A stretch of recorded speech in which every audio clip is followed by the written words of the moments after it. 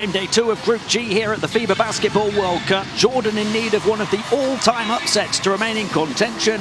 Reigning bronze medalist France looking for a win that would seal their place in the next stage. We are live from the Shenzhen-based Sports Center just across the water from Hong Kong here in the southeast of China.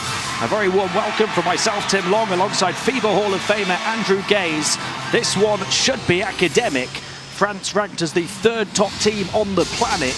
Jordan way down in 49th and still searching for their first ever World Cup win. But never say never, especially after what we've already witnessed on this court earlier this evening. Spot on, Tim, and you never say never, but this would go down as one of the all-time greatest, if not the greatest upset in World Cup history, given the differences in talent between these two teams. But as you mentioned, we've just witnessed, well, we wouldn't call it a shock, but a very much a surprise win by the Dominican Republic over Germany. So I guess that would instill a bit of confidence in Jordan that surprises can happen. France got off to a flying start against Germany in game 1. Defensive dominance, particularly on the interior, but they almost let a sizable lead slip in the second half, and they look to make sure they don't take their foot off the gas here tonight as they aim to book their place in the next round. Well, they certainly do, and there's so much talent that they've got. They were very impressive the other night against Germany, holding the Germans to 20 points in a half and only 4 points in a quarter. That requires an enormous amount of a commitment on the defensive end, and that's really been their strength, led by the anchor of that with Rudy Gobert around the rim with that rim protection. Led by Vincent Collet, the head coach. Jordan showed their heart and character on game day 1, battling back from a big deficit to get within touching distance of the win. They showed their quality as well, and he went by the name of Ahmad Al-Douairi. He's the go-to option on the inside, but they need other players to step up and to play out of their skin tonight. They do, and they need to shoot the ball, and they need to find other scoring options. France are going to key in on those two players, in particular Al-Douairi, and you'd suspect that he's going to have a lot more difficult time of it against the taller, more athletic Rudy Gobert. Absolutely, Dar Tucker will need to get hot, I'm sure, the other key player for Jordan. And they'll need support from elsewhere, the likes of Zaid Abbas and Musa Al-Awadi to step up. There's the big man, Ahmad Al-Douairi, and they're led by the American coach, Joey Stibing. Earlier today on this court here in Shenzhen, one of the biggest stories of the World Cup so far, Dominican Republic pulling off a big upset down in Germany in a game that went right down to the wire. That's a result that sees Dominican Republic through, and medal hopefuls Germany out of contention for the second round. France's 4-point win over Germany on Sunday means they need just one more win to join the Caribbeans in Nanjing. And the two sets of players out on the court here as the flags come out onto the floor as well. We will pause for a couple of minutes for the two national anthems. Ladies and gentlemen, please stand up for national anthem. Firstly, the national anthem of France. 女士们、先生们，请全体起立，奏双方运动队国歌。首先演奏法国国歌。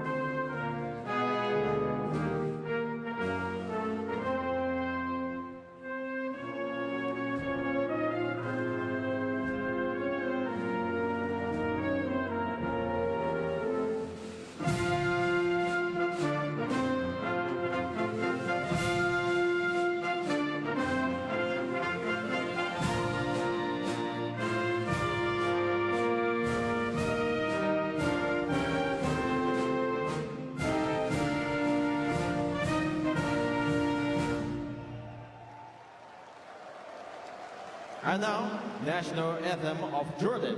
下面演奏约旦国歌。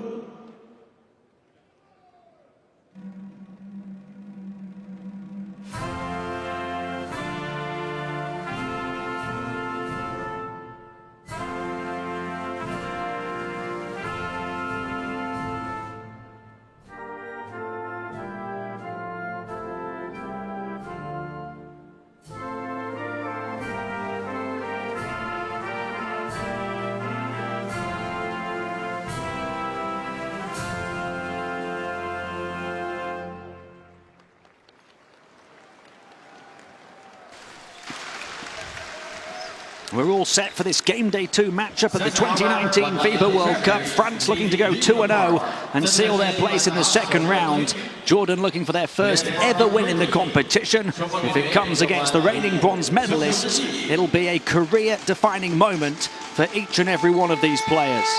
Myself, Tim Long, alongside former NBA champion Andrew Gaze with you to call the action here in Shenzhen this evening.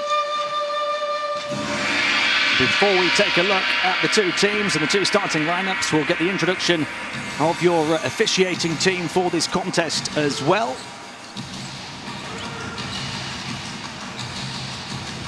And there's Alduere, the danger man for Jordan.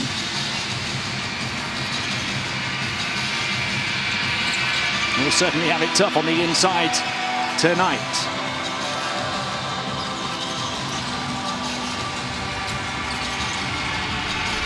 In the recent past, France have tended to lack something, whether it's size at one tournament, shooters at another, defense at another. But this team has a bit of everything, including depth, which I'm sure they'll look to display tonight. Evan Fournier was the star against Germany, but we might see a little more rotation this evening, especially given that Thursday's game against the Dominicans will likely carry through into the second round. Oh my word, this is a star-studded lineup. They've got tremendous depth and great athleticism, and they get it done on the defensive end. But Evan Fournier, that man on your screen, he is just a world-class scorer. There you see the numbers the other night, 26 points and the 10 rebounds. Don't ignore the 10 rebounds because they were very important as well. Beautiful technique, and in that game, when the game got tight, they went to him. He's been their go-to man, and he did very, very well. Speaking of rotation and long minutes, Jordan's so reliant on Fenerbahce centre Ahmad Alduere and naturalised scorer Dar Tucker. Those two played almost all of game 1. Others need to step up. Captain Zaid Abbas led them in points and rebounds at the 2010 tournament. Shooting guard Moussa Alawadi has scored in double digits at the last 3 major tournaments. Both fouled out on Sunday without a single point. Well, there you see the numbers of Alduere. Look at him, 34 points, 9 rebounds. He also had a couple of assists, but those numbers came at a really good efficiency as well. 14 of 18, 78%.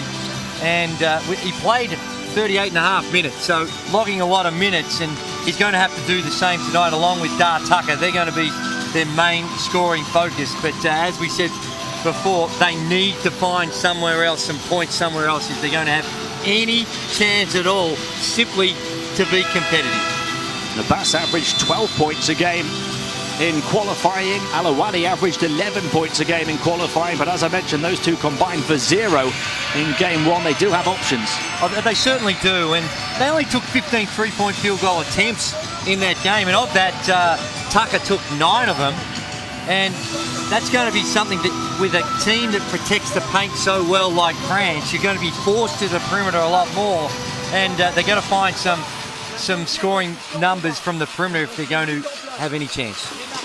France started game day 1 with a 14-0 run. They went up by as many as 24 against Germany, but after allowing just 20 points in the whole of the first half, they conceded 54 in the second, almost let the lead slip.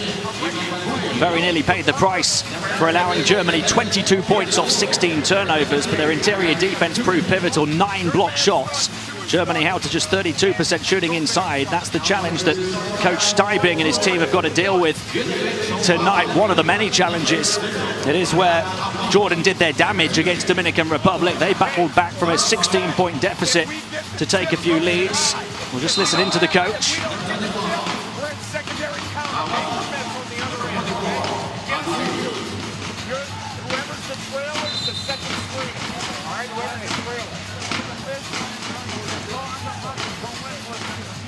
They got back into a position from which they could try and tie the game in the final 10 seconds, ended up losing by 4. Dominant on the inside, just 3 of 15 shooting from long range though. They allowed the Dominicans to shoot 42% from 3. They also took 10 fewer shots in the game, committing 4 extra turnovers, giving up 3 extra offensive rebounds. It could be a long night for them here against a French team that will not allow them that kind of freedom in the paint. Well, based on the result we saw earlier today with the Dominican Republic winning, perhaps we are underselling Jordan a little bit because, like you just mentioned, in the dying seconds of that game, they had a chance to win. So their form's not terrible. They do have a couple of very good targets that they can go to. And it's just about those contributions. Zaid Abbas, like you mentioned, I think he's the one that's got to step up. He's a veteran. And tempo is going to be vital. If they get into a running game, this could get very sloppy and ugly for Jordan. They've got to keep the scores in the 70s. Now that's easier said than done, but that's got to be at least the target of Jordan. It is one of the biggest David versus Goliath matchups at the 2019 FIBA World Cup. Jordan, the third lowest ranked team in the competition. Just their second ever World Cup appearance. Still looking for their first ever win on the grand stage. And France straight away, and Fournier straight away back in business. A team full of superstars, 2014 bronze medalists, and gunning for gold here in China. That was just too soft by Jordan. They've got to make it a real physical contest and make it as uncomfortable as they can for France on the offensive end. Dwary moving it on to Abbas, who didn't score at all in game one. He's up and running already here in game two. Well, he's getting on in years, but he's still very, very capable. Good touch, good experience. He's got to use that now rather than his physical attributes. Fournier out to the near side to Matam Bai, who had a wonderful World Cup debut in game one. Fournier back out, turns it over the backcourt. Yeah, sometimes when you got that open, you start to have different decisions going through your head. That shot was much, much easier than the pass, and just second guessing myself a little bit on that play. Alawadi will get the ball in to Al-Dwary. He hands it off to Abdeen.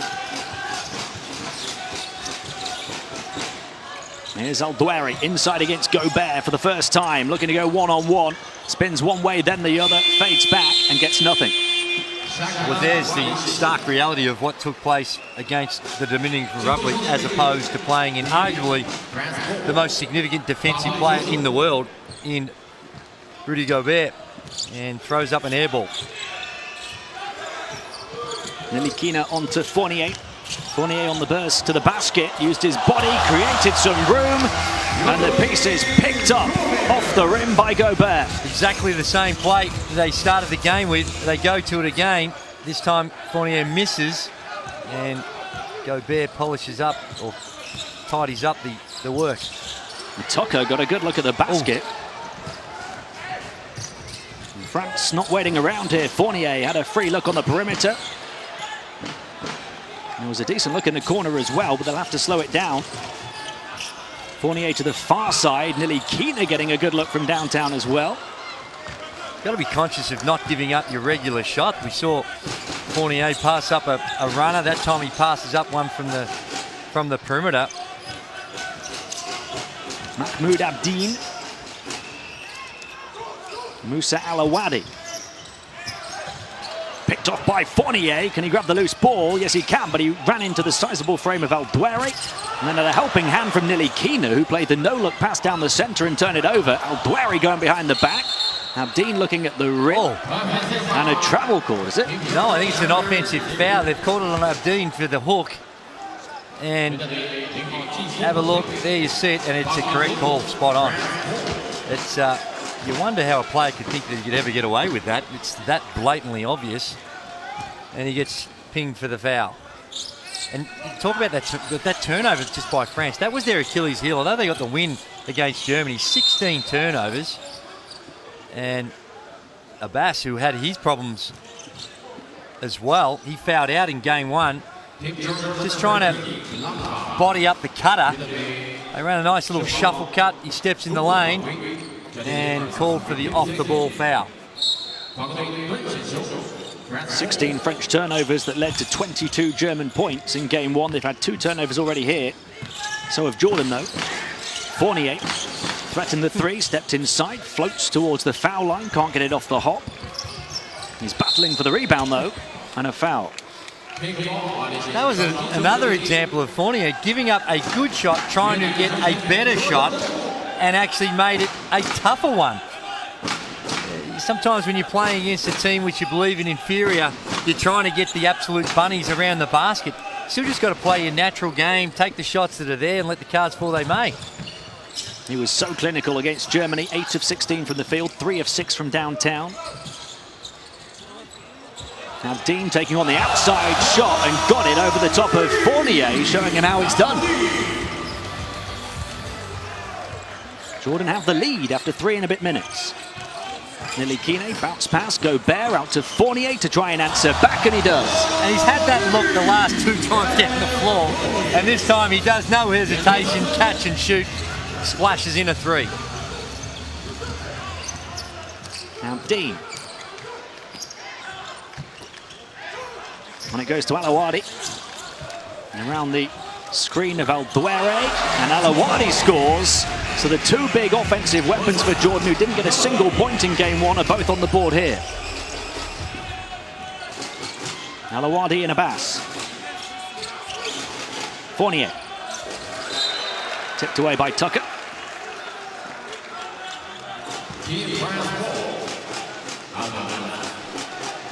France, every time they come down so far, very little resistance. It's a highly reactive Jordan defense, just trying to contain and really not taking away anything. And Bai going in strong, but against Alduere, no joy. Alduere, and Abbas. Looks like he got away with a foul. Pirouette in the paint from the 35-year-old, and Alduere was there to help him out.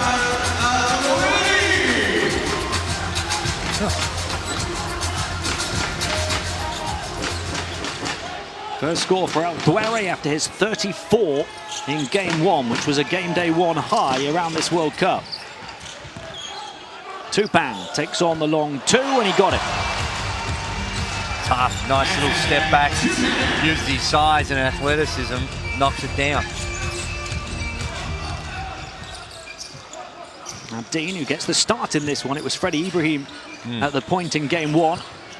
Now Dean, the more experienced point guard. Abbas. Shot clock down to 5. Abbas for 3. No. Midway point of the first quarter.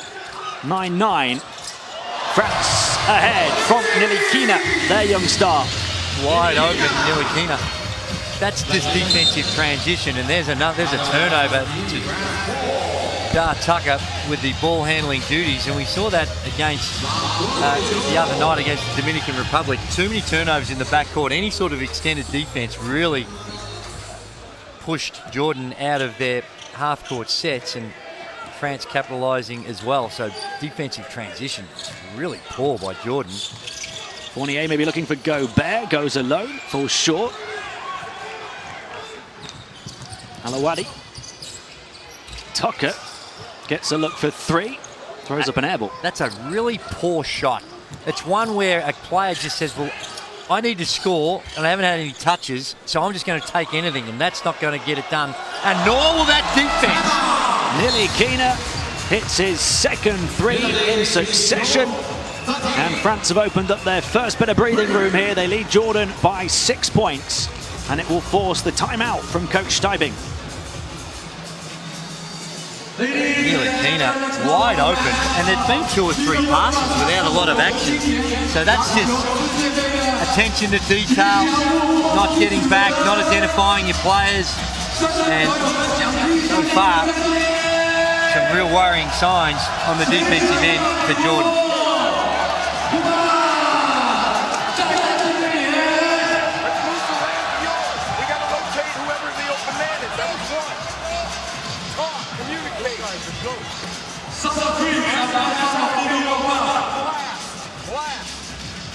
Whatever side, let's go to guard side, okay? Guard, come here, where you come. Guard pulls out. Musa will reverse into you here, and now Musa's coming off the double, okay? He's coming here, coming off the double. And then if Musa doesn't have the shot, then Abdeen is coming off another circle double. Guys, move the ball. Abdeen, move the ball. Get rid of it. Don't let it dribble too much. Move the ball. Yes, really, really good advice.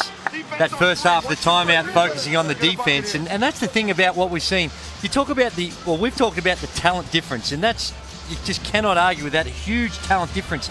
But running back on defense, identifying your man, being a little bit more energetic, that doesn't take talent. That just takes effort and determination and commitment. And that's what we saw in abundance from Dominican Republic earlier on this court against Germany. And the ball movement is vital. Al Dwary into Abbas, up against Mbai. Abbas going to work, little head fake towards the baseline, into the lane, and the hook shot off the glass. Wasn't the play coach drew up in the timeout, but they'll take it. Still a good option. 4 for Abbas after 0 in game 1. Nelikina to the far side. Tupan to take on the outside shot. They're starting to go from all angles and distances for France now. It is. Well, they're not going to be able to take everything away from France, and you kind of have to live with those shots. You'd rather those than around the rim. Hopefully they get cold and miss a few. Alawadi to Abdeen. He takes it over the top of Nelikina and answers right back. Well, if they could have made some of these shots last night, we would have been talking about them with a win over the Dominican Republic.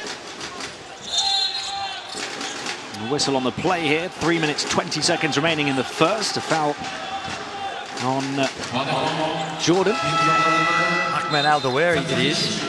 And it was again an off-the-ball foul. Him and Gobert just getting tangled up.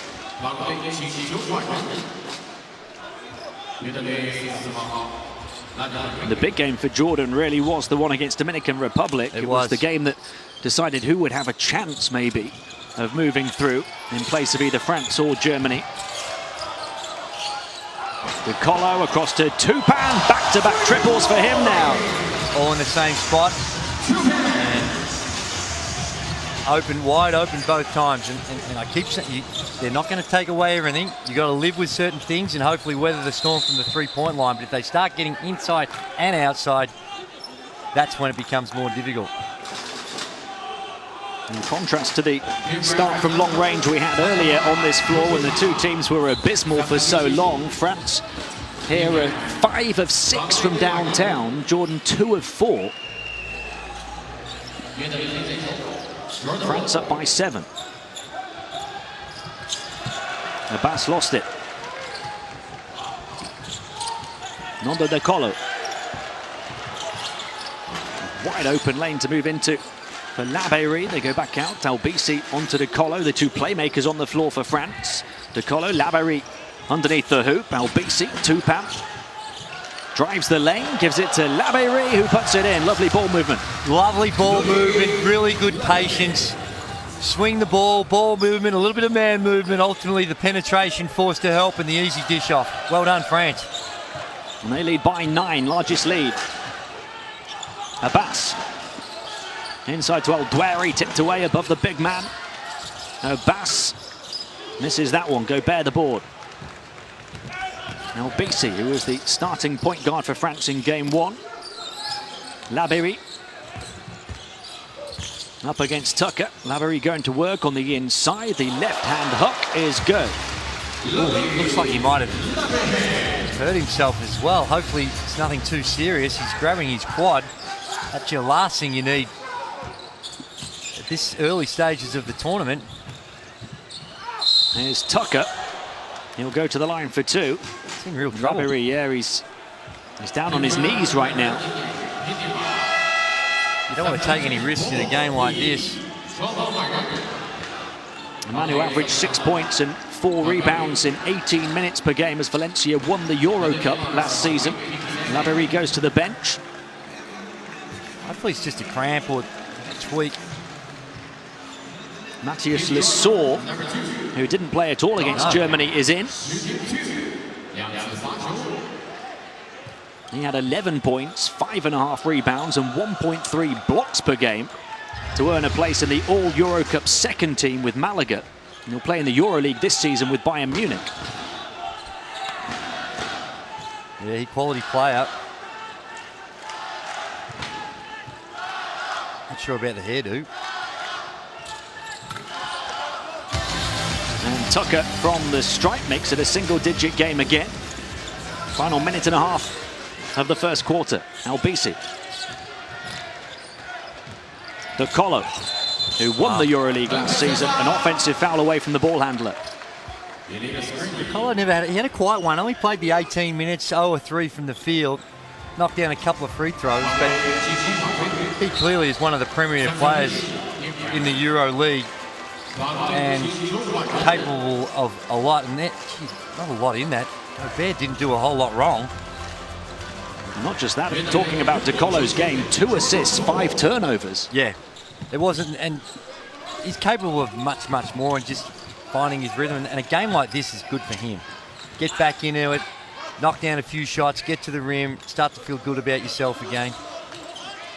Close to 15 points, 3.5 assists per game for Ceska last season in the EuroLeague.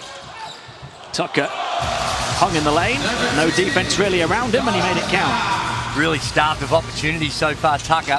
That was only his 3rd field goal attempt, 1 of 3 from the field. Here's Lecomte. He didn't play against Germany either. Poirier, the backup centre. Poirier looking to thread the eye of the needle, but DeColo was stood on the baseline. Well, yeah, well, that was a great pass. He's renowned for his rebounding. Very good around the basket. That is a nice pass, albeit that DeColo was out of bounds. Now Dweri's going to go to the bench for a break, and Hamad Hussein comes in. He didn't play in game 1, but he averaged close to 8 points and 7.5 rebounds in qualifying in all 12 games. Here's Ibrahim. Looking to turn on the afterburners, and he got contact along the way. Freddie Ibrahim there gets to the basket. But I really don't like that action. It's very common action. A little stagger screen up the top, coming off it, but it's happening the very first time down the floor. The defense is set, and not a lot of opportunities to loosen up the defense. Get a little bit of motion, then get into that action, and it also helps control the tempo, because this gets into a running game that is not going to be to Jordan's strength. And Jordan are going to need to hit their foul shots. 0 of 2 was Freddie Ibrahim. 12 seconds the differential between shot and game clock at the end of the first quarter. DeColo stops and pops, can't get the drop. And Hussein the rebound. Tucker. And they look to hold it to create the final shot of the quarter. Jordan down by 7 against the 2014 bronze medalists. Tucker trying to close the gap, misses a good look. And DeColo still time to get to centre court. He'll pass on the responsibility. No time though for Albisi as he tried to get even closer to the hoop, and that will do it for the first. Jordan trying to stay in the fight, but a 25-point first quarter for France, who lead by 7. All things considered, Jordan will be happy with that. France shooting it at 10 of 16 with a lot of easy looks.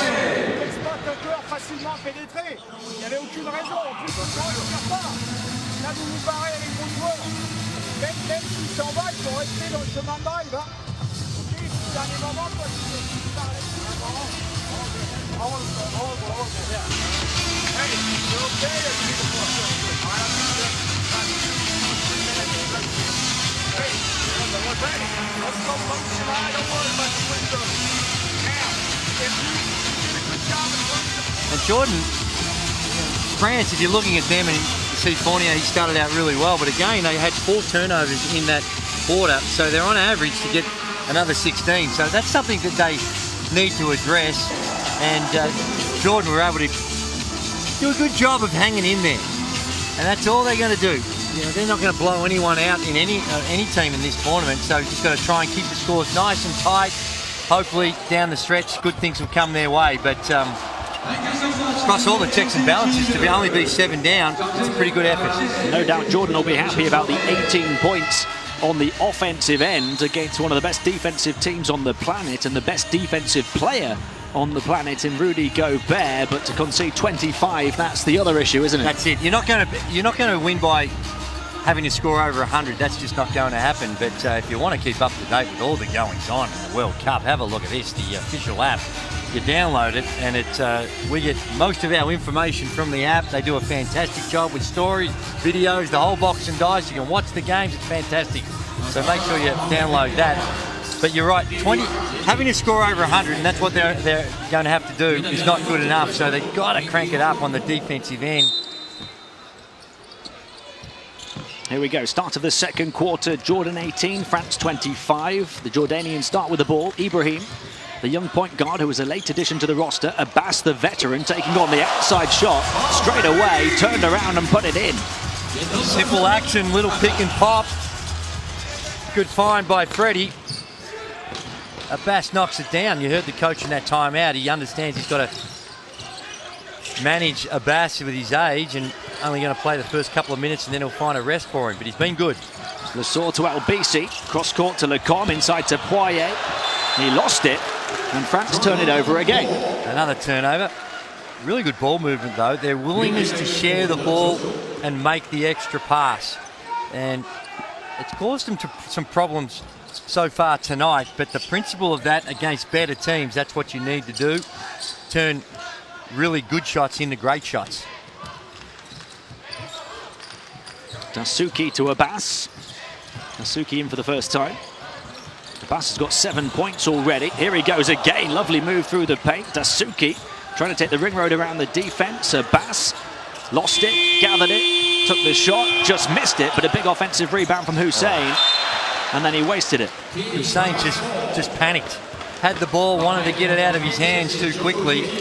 Didn't see the floor, didn't see the defense, and ultimately didn't see his teammate and threw it to the coach of the French team.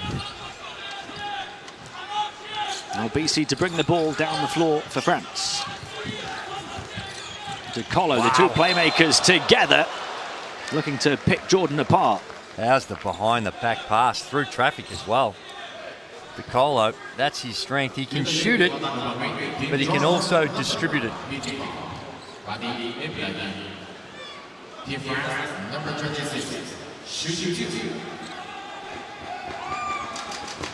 Matthias Lesour at the line. Just 23 years of age, the centre. Nice little stroke on him from the free throw line as well. Good follow through. Not textbook, but not terrible for a big fella.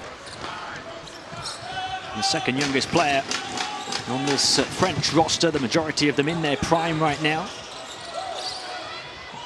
Here's Hussein. It'll be a long two if it goes, and it does. And Jordan have closed the gap down to 3. Well, we've been talking about the challenges that Jordan have on the defensive end.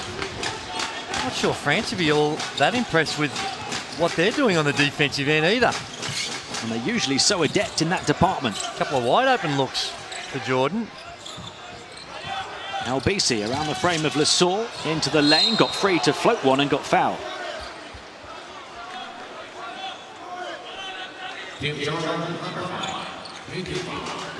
Ibrahim carrying on.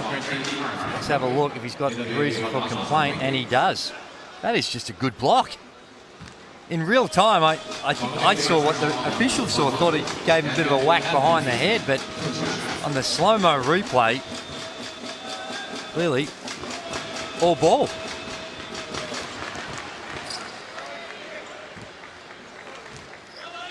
Albisi misses the first. Manu played in all 12 World Cup qualifiers, so he got the start over DeColo and Nilikina against Germany. Finished with 5 assists, 2 steals and 2 turnovers. Gets the second one, France by 4. Coach Collet using his bench and using players more liberally than he did the other night against Germany. Basically, with only 7 players played 10 minutes or more, so he really shortened his rotation. And now getting some guys that didn't get much burn the other night some time, which is going to be vital to get their confidence going as well. Here's Tucker. He played almost the entire game. Dar Tucker against Dominican Republic. He gets fouled here and will go to the line. Number 19. Such a challenge for Joey Steibing and his team, an American with great experience coaching in the US, here in China as well. and the United Arab Emirates. He's been around. Tucker was 9 of 12 in that game a couple of days ago. He got up 19 shots. He was 7 of 19 from the field.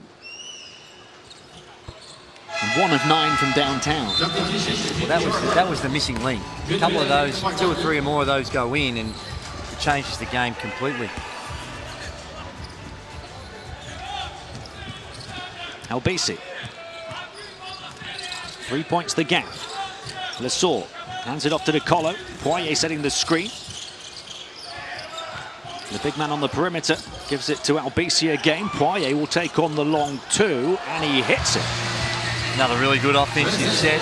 Swing it from side to side. You saw it went from a 2-on-2 action to a 3-on-3 action, back into a 2-on-2 action. Really good motion by France. Now Dean loses it on the dribble to Albisi. France lose it right back, and it will be Jordan ball.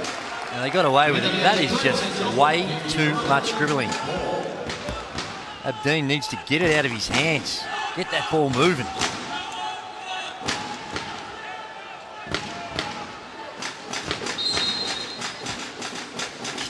Abdeen to inbound.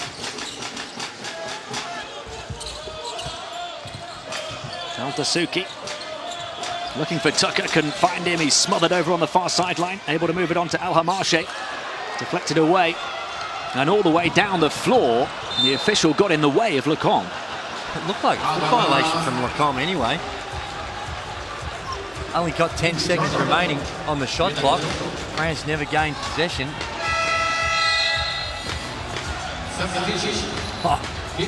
Just stay in bounds. Lecomte looking at the ref. He's part of the game. He's out of the court. Not much more the official could have done there. It did look as though Lecomte stuck out his left leg. Didn't it?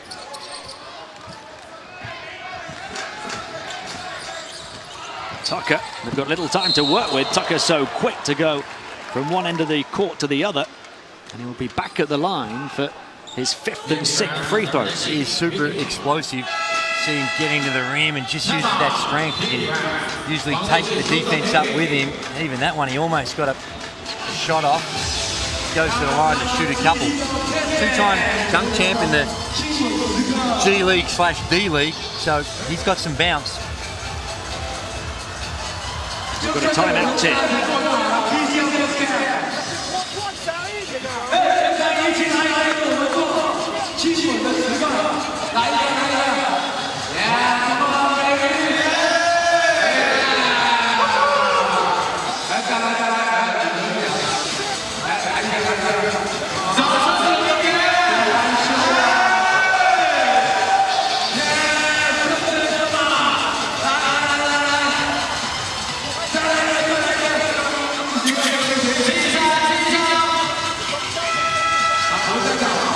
That was an example of the coach having a gutful. I think he'd had enough. He gave him a good old-fashioned bait, try and spark him into some action. Not happy with just the 5-point lead, and the fact that Jordan is shooting at 53%. We saw the numbers offensively, not too bad, 65% for France. Turnovers, as we mentioned, has been an issue. They've already had the 5, but that time there, I can't speak French, but my interpretation is not happy with the defense and allowing a Tucker to receive the ball in the backcourt, get all the way into the paint. That's a concern. Dar Tucker, who averaged 21.8 points, 6 rebounds, 3 assists and 1.8 steals in qualifying. He's a good player, good athlete. A chance to make it a 1-possession game. After 13 minutes of play, and there is no doubt about it, Jordan would have taken that. Oh, not in, I mean, they go in there and they'll talk it up, but this is exactly how they would have dreamt it could possibly go. They are back within 3. And Tucker is 5 of 6 from the stripe. Only 1 field goal for him, but he's getting to the line on a regular basis. To Colo. Looking back out, Lecomte had to shift to the side. DeColo in the corner. Back towards Poirier. Hussein was all over here. DeColo, shot clock down to the final 3 seconds. DeColo contested from the stripe, able to move it on to Albisi, who gets it away in time and beats the buzzer. That's a shame for Jordan. It's actually one of their better defensive sets. Just the close out there and a tough shot by Albisi knocks it down. Good offense always beats good defense. Well, the game's heavily weighted in favour of the offense. Albleri in the high post, back in off the bench, moves it back to Abdeen. Abdeen will take on the shot from the elbow, and he beats the buzzer as well. Well, that was not a pretty possession. Very little movement, just out the top, and a really ugly shot by Abdeen gets the friendly roll.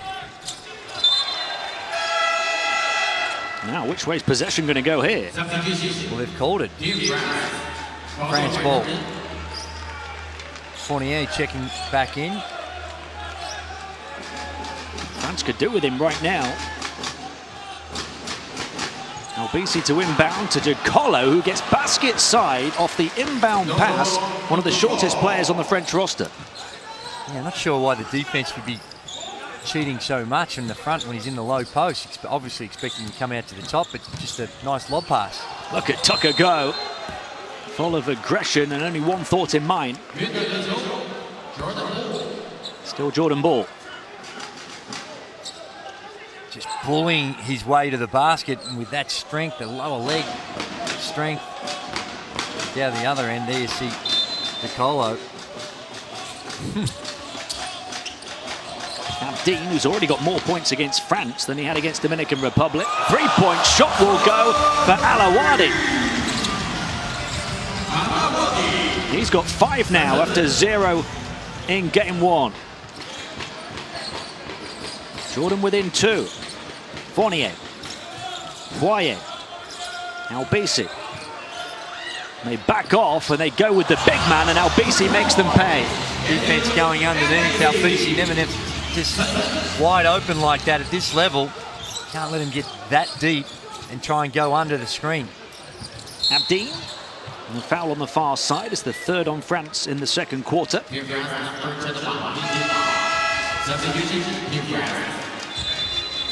you see a little reach.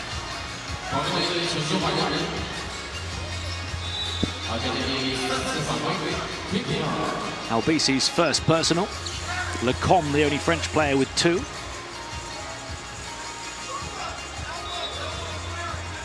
Ibrahim, the only man with 2 for Jordan.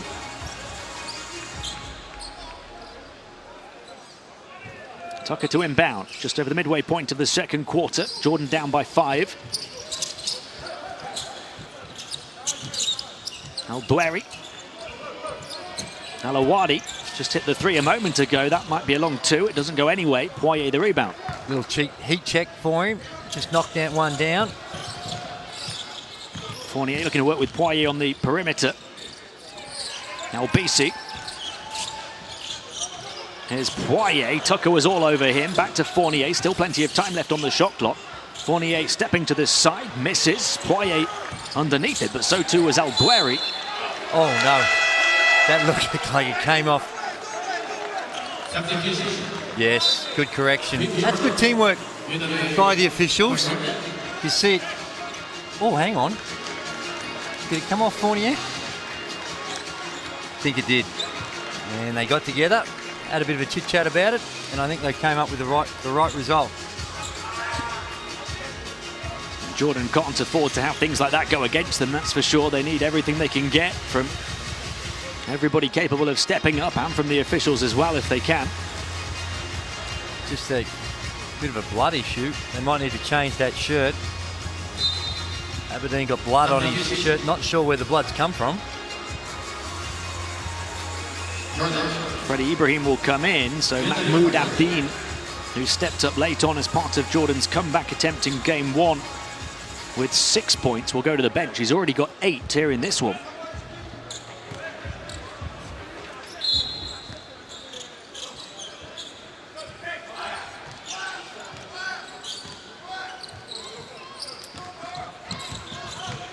Ibrahim. Abbas had to stretch to reel it in, gives it to Tucker. Here's Alawadi, threatens the three against Poirier, looks to use his speed advantage, but Poirier stuck with him all the way, and Albury was there, just his third shot of the game. Yeah, they've done a good job of reducing him. Albury coming off that 34-point game.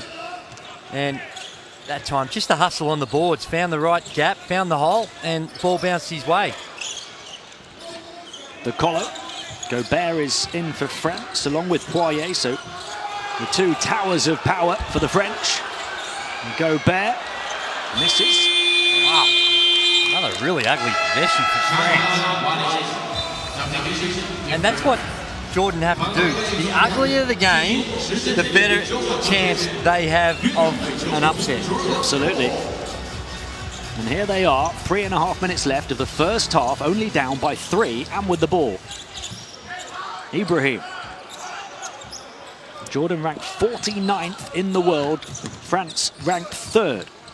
Anna told me that France would be shooting it at 64% and only be 3 up with 3.5 to go in the first half. I would have said you're dreaming. Bass fouled by Mbaye. A chance to get it to just 1 point here with the captain Zaid Abbas going to the foul line. Good drive by Abbas. He's showing what we thought he was capable of delivering the other night. Had a downer, fouled out, didn't score.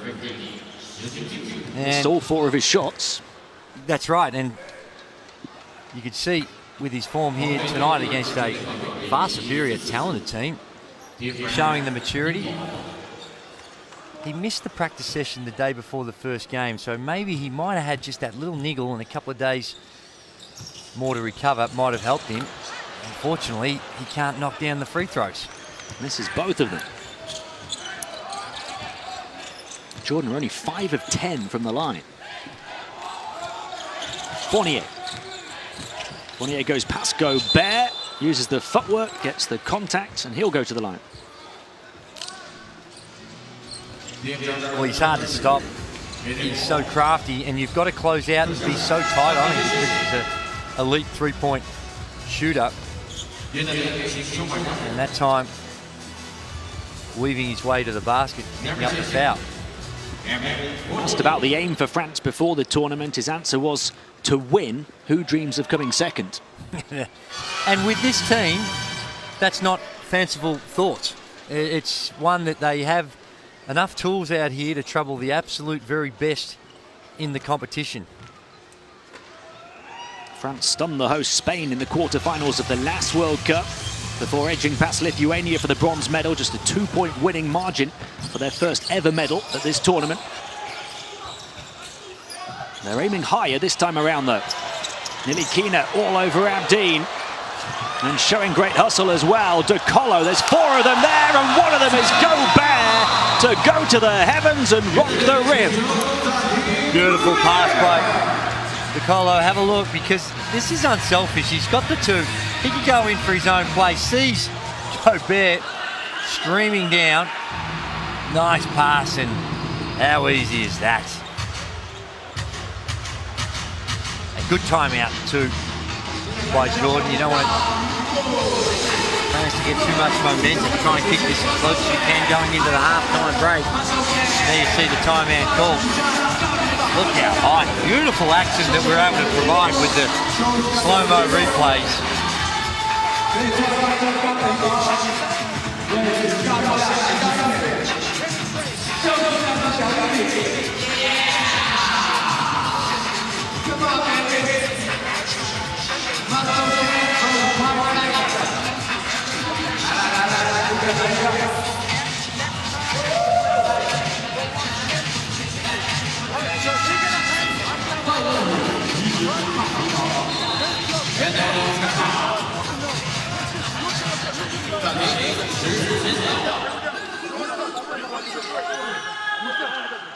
Good advice, just steadying the guys down, and I think that's good leadership by Ahmed El-Daweri, just telling the guys your body language, keep your heads up, stay positive, don't drop your head, and give your opponent that fear of failure or fear that things aren't going right. Even if they aren't, you want to look like you've got things in control. Might Rudy Gobert's big throwdown be a tide turner here in Shenzhen this evening? France up by 7, Abdeen. And now Abbas. Can Jordan continue their momentum post timeout?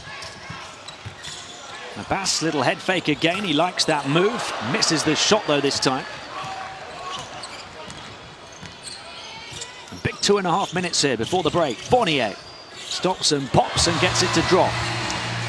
Again, coming off the on-ball screen, finds his way to that mid-range shot. Little free throw for him, nothing but the bottom of the net. 9 points for Fournier after 26 in game 1. Trying to guard him just in a one-on-one situation, and particularly if there's some screens, you're going to need help. Doesn't matter who you are. Aldouari breaks to him. Gobert is there to slam the defensive door in his face. And the rebound as well. And he turns it over, Gobert. Great hustle from Tucker, reading the passing lane. Abdeen for 3. A couple of good opportunities. The only issue I have with them is their quick shots. Here's some buy for the triple. And France are building ahead of steam again. Right where they are, and they're putting on pathetic and really good three-point shooting display. 6 of 7 from the three-point line. 7 of 8, correction. First score for Mbai, who had the team's second best 21 points in game 1. Here's Nilikina. Gobert ran into Tucker, had the ball wrestled off him.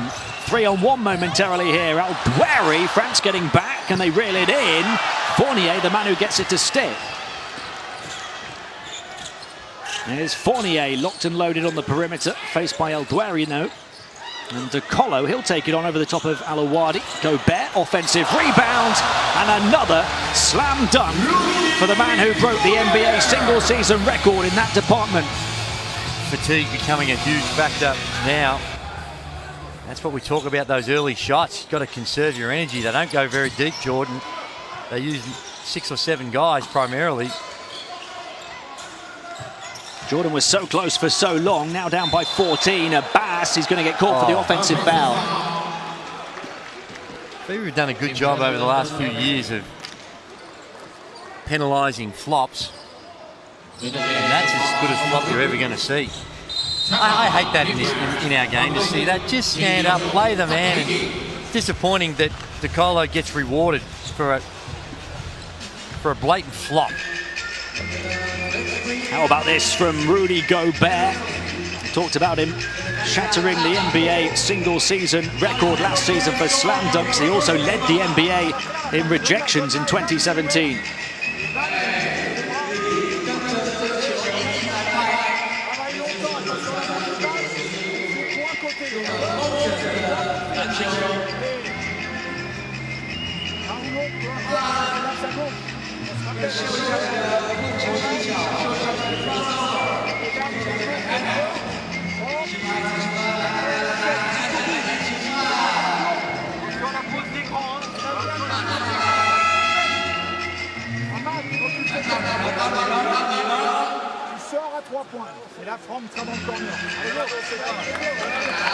I've been impressed with Khaled. He's been around a long time, and I like the way in which he gets everyone involved, the ball movement, the cutting action. These days, the game is so predicated on pick and rolls, on-ball screens. And that, of course, even with France, is an integral part of what they do. But it's finding that balance with the cutting action, and I think that Khaled does a great job with the variations that he puts in place. In charge of the national team for a decade now. He led France to their first ever gold at Eurobasket in 2013, having won silver 2 years earlier. And then that first ever World Cup medal with bronze in 2014. He's got some good tools to work with. Another bronze at Eurobasket 2015 as well. Final 15 seconds of the first half here. 14 points the French lead. Nilikina.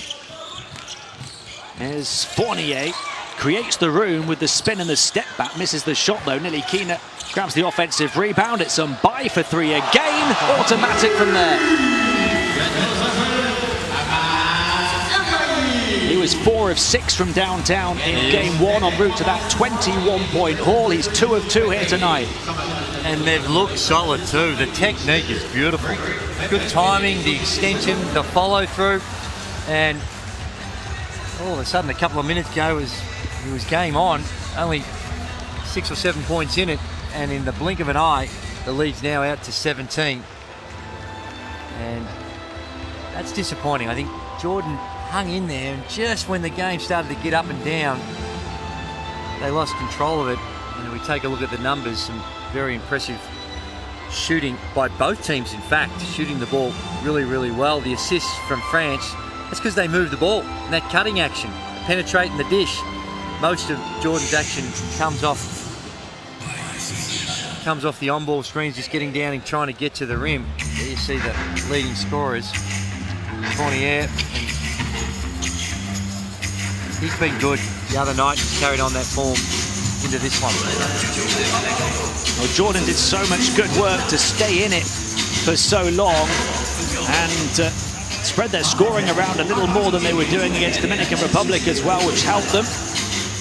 Despite all of the tools and weapons that France have at their disposal, so many world and European stars, but Zaid Abbas stepping up as one of those players for coach Joey Stiping's team. They did all of that good work, and then France finished the first half with a 14-0 run. They did, and there was some of those half opportunities. This is one of them. That's a good shot. Those half opportunities in early offense, which they took, and they come up empty.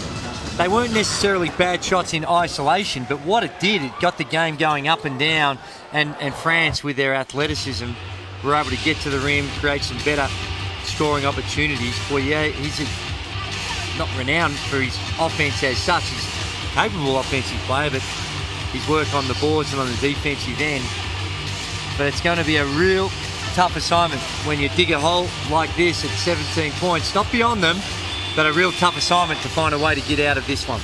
France moving the ball around really well on offense for those 50 points. 13 assists in the half. 4 players have multiple assists. They're led by the 9 points of Evan Fournier and 8 points from Axel Tupan. Jordan led by the 8 from Mahmoud Abdi. A couple of players on 7 as well, but a mountain to climb in the second half for them. Do join us for that in a few minutes' time. At half-time, it's Jordan 33, France 50.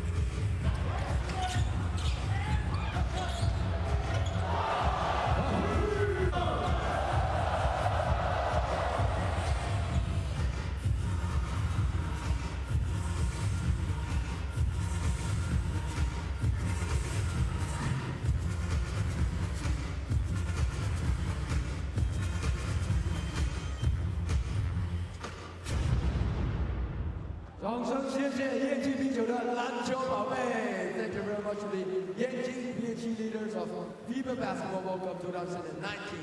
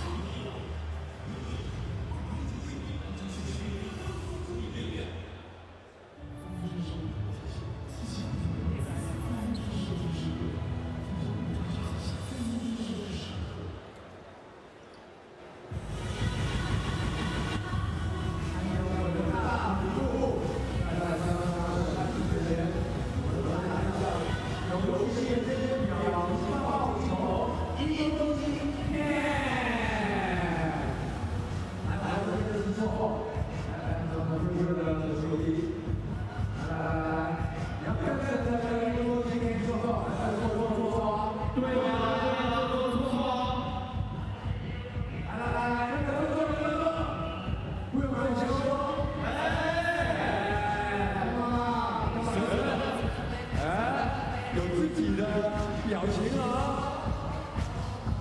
哎，一起来！小朋友，come on！哈哈！啊，到你了！对喽，小朋友们做得很好哟。来，我们可以换一个。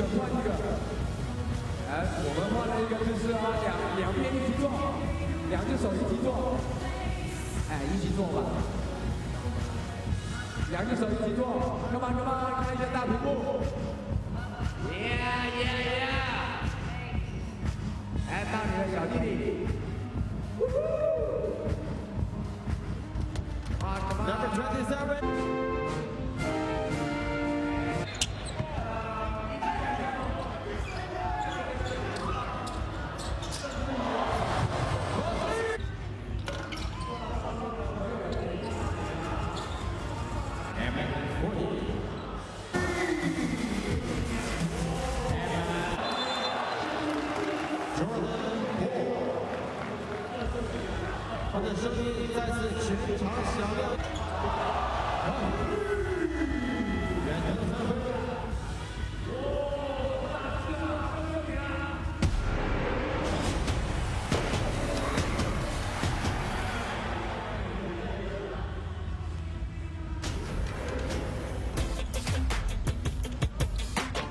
Again throws it away.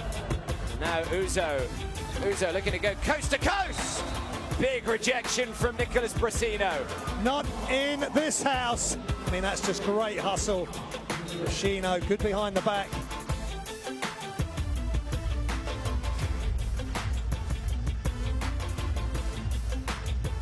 Nice pass. Oriola with the throwdown. Great pass, look away, paused everybody with it, and Oriola going to a spot where he would be open. Fourth quarter underway, and Steal. Good defense by Sun, and it leads to the opportunity by Ty. Chase down block by Panitka.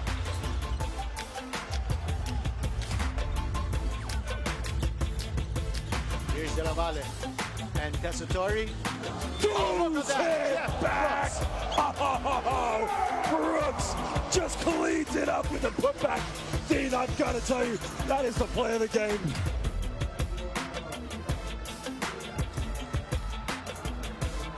Well, we got time and space now.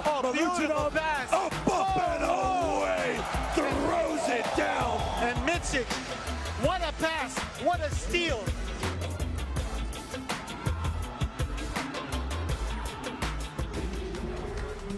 My parents gave me away, so I had no purpose in this life.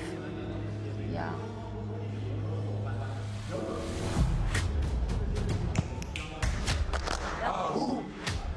When you educate a woman, you educate a nation. It's a quote from Nelson Mandela, by the way.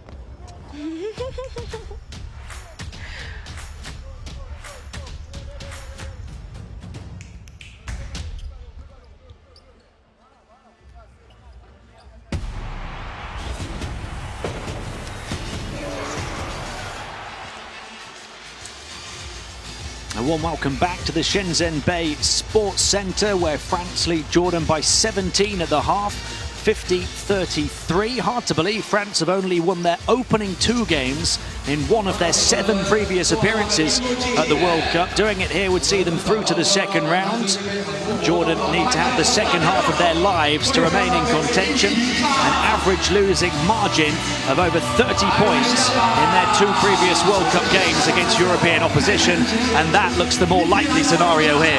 It certainly does, and full credit to Jordan for 80% of that first half. They were into this game up to their eyeballs, but just a couple of turnovers, a couple of missed opportunities, and you can see how quickly France, with their talent, can make you pay. But Jordan would still be going in there. They've got to stay buoyant. I think that the body language is important, and as we mentioned earlier, Ahmed Al-Daweri, I think he did a really good job of just reinforcing that in one of the timeouts, because it's easy to get down. When you look down the other end, you see the athletes that are there, they're shooting it at 66%, a phenomenal 8 of 10, 80% from the 3-point line, and it's pretty easy to drop your head, but There's a long way to go.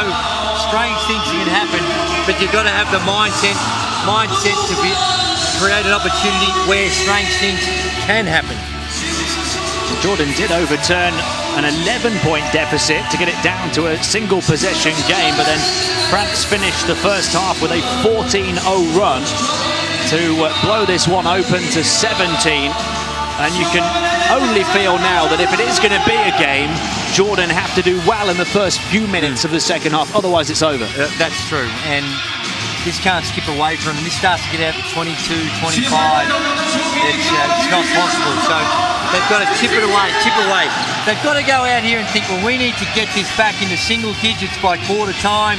That'll give us a chance. But if they come out here in the first 5 minutes trying to reduce this lead in quick fire, that is not going to work. They don't have the firepower to do that, and also they don't have the depth and the energy levels to be able to maintain that. But on the flip side of this, I'm not so sure France will be overly happy, and that sounds odd when you've shot it at 60% from the field, but just still a little sloppy out there, and in particular on the defensive end. As soon as they cranked it up, they got their advantage, but I think they'd like to see a little bit more for extended periods of time.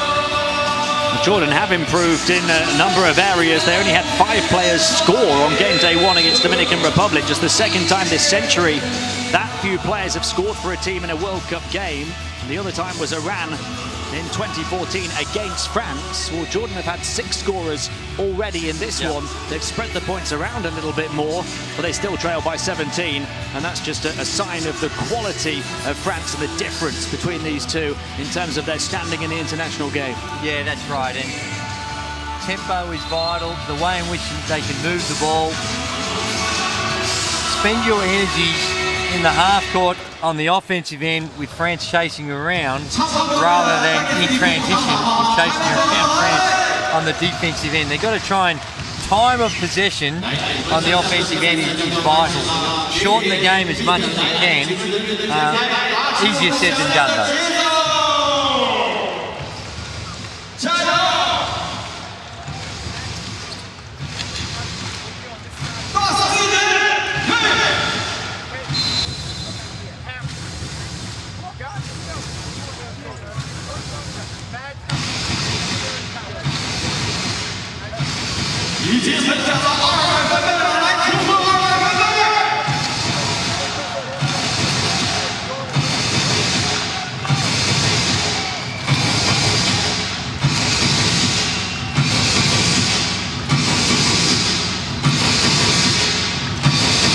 Evan Fournier leading the way for France with 9 points. Not quite as efficient so far tonight, 3 of 8 from the field, but getting into good positions, and you feel like when he feels he needs to make a shot, he's going to make it.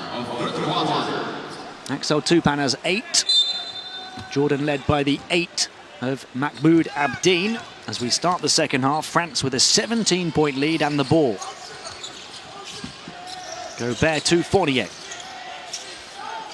Nilikina hit a couple of threes early on. He's fouled straight away by Abdeen.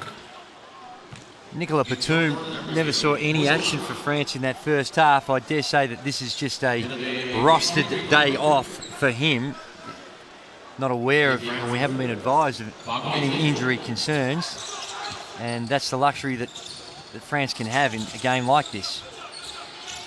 Here's Gobert to Nilikina. Step to the side, hits the shot. 8 efficient points for Nilikina. 3 of 4 from the field altogether, including those 2 3-pointers. The lead is 19, largest of the night so far. Al-Dweri, after 34 points in the first game, he's only got 4 so far here, and Fournier was there so quick. 2-on-2 now on the fast break. Fournier's going to go all the way and go to the line. Right idea down the other end, just the execution. Good pick and roll. Al-Dweri rolled to the basket, and there you see it. You can see what he, just the court vision wasn't there.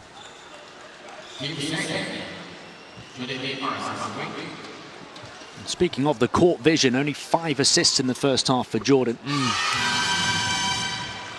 Well, Wadi, he just didn't see the third man coming in behind. Just focused on the one thing, and That's the difference when you're out there and you know where everyone is on the floor and you don't make those types of mistakes. No player had more than 2 assists in that first period for Jordan. France as a team had 13 and 4 players with multiple assists. Oh, just the chair got pulled out from underneath him.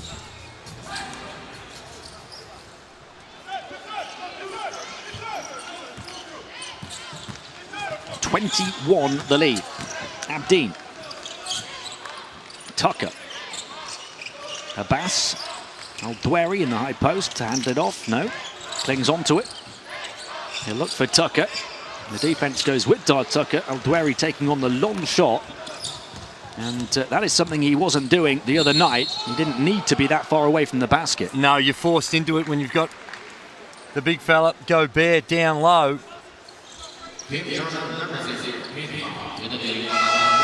on the penetration. Abdeen checking out. Well, he was trying to check out. Abdeen picking up his 3rd foul, will go to the bench. In comes Freddie Ibrahim. Just didn't follow the protocols and notify the bench, so the officials sent him back to go through the routine.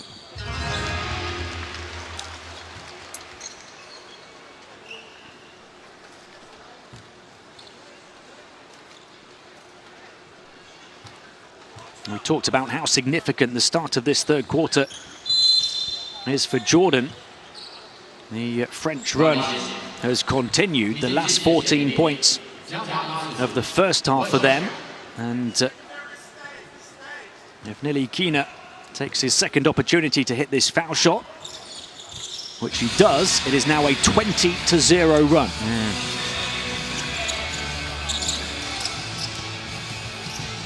10 points for the 21-year-old. Ibrahim, the 22-year-old point guard. Some young talent on court. Tucker. Tucker looking to cross over and drive, switches hands. Lovely move, didn't have the finish at the end of it. Abbas, though, puts it in with the contact. The veteran, using all those years of experience, finds a way to the rim and does a good job of not getting blocked. There you see Tucker. Nice bounce out, and just does see the little fade away in order not to get blocked, and throws it just high enough to avoid the fingertips of Gobert. So close. If Gobert hadn't clipped his fingernails this morning, he might have blocked it. 2nd foul on the big French centre. Nilikina. Gobert rolling inside. Fournier. Tupan. Across to the far side. Nilikina looking for another 3. Falls short this time. Here goes Tucker. Tucker looking to bundle his way to the basket. And from the blind side, from behind, came Gobert. Tough play by Tucker. Just, again, forcing the issue. Trying to get to the rim. Surrounded by 3 French players. There you see it. They've all had a crack at that. It wasn't Gobert's block. It's gone down as his 3rd there, but yeah, here's Abbas for 3, misses it. Nilikina the rebound. Generous statistician to give him the block on that one. Fournier. 20 the differential. And Fournier, they'll take their time. Gobert setting the high screen. Fournier will take on the 3, misses it. A little bit of encouragement for Jordan now to go on a run. Al-Dweri. Alawadi. Harassed by Fournier. Uses the frame of Al-Dweri to get away from him into the paint. Surrounded by dark blue jerseys, and the passing lane's blocked off as well. Threatening the 3 was Mbai. Very capable of doing that. Very capable of getting inside to score as well. And look at Jordan. They've still got 4 guys yet to cross the center line. They're fatigued, and you just feel signs that the white flag's going up for Jordan. Tucker still fighting and scoring but the call goes against him. What an offensive foul for the push-off. I'd have a look at this one again. Here he goes. He's got the left. Goes in. Understands the shot block is there. Oh, no.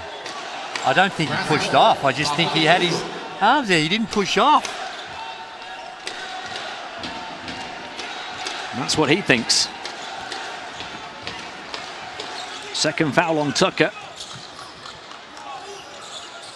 Despite a slight recovery from Jordan, the French lead is 22.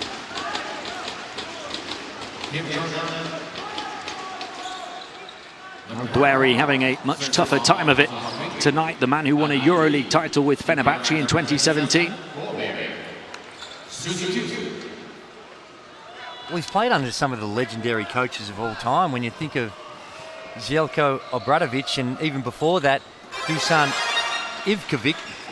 I mean, we are talking the absolute creme de la creme of coaching circles. So he's been well taught, and I think it shows. He's not a great athlete. He's got good size, but you look at the way in which he plays the game, he interacts with his teammates, the whole package, that comes from great coaching, and he's been fortunate to get it from two of the coaching geniuses of international basketball.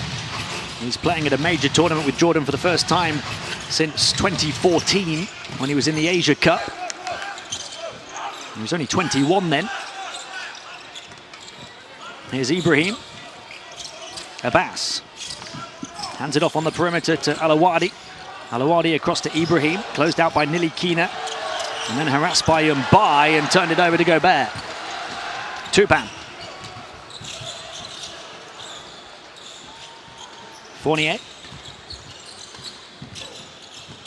Fournier driving down the lane and got a free passage. Way too easy. Initial help came, and then there was no one under the basket. There was no rim protection. Just goes around, and just a very, very untidy swipe, lazy swipe by Musa Alawade.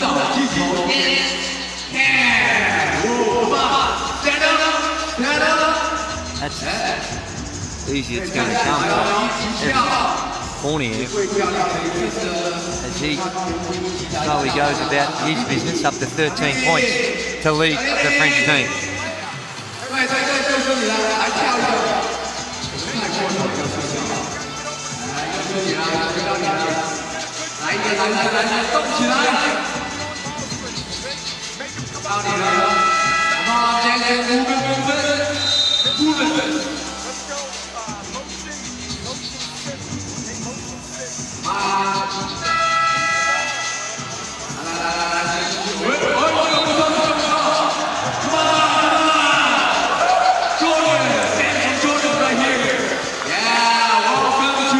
Yeah, all really good advice in that timeout.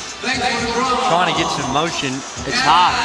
That's where your fundamentals come in, screening to create separation, and we all been talking about moving the ball, but with the defense in the lanes and up and in, sometimes that's hard. So you need to get those screens just to create some separation of the defense, so you can at the very least pass the ball from one side to the other.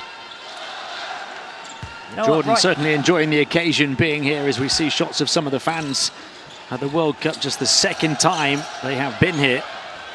It is, and right now, if I'm the Jordan coach, even having a look at a bit of zone defense, just pack it in. Take the odds to him splashing the free ball. You're not going to take away everything, just to have a look at it anyway. Off the ball foul again. It's one of the things we've noticed. It might be a point of emphasis at this tournament. That time it was Axel, I think it was Tupan, just holding. And I like it. When you've got to tow players around when you're trying to cut, it makes the game really hard to play and ugly to watch. So tidying up that, allow that freedom of movement. Alawadi across to Ibrahim. Up against Nilikina. Now Duary backing in against Gobert, the NBA Defensive Player of the Year. And shot clock violation. Did he get it away? He did. He got it away in time. A three for Ibrahim, using every millisecond. Yeah, only just got it out of his hands.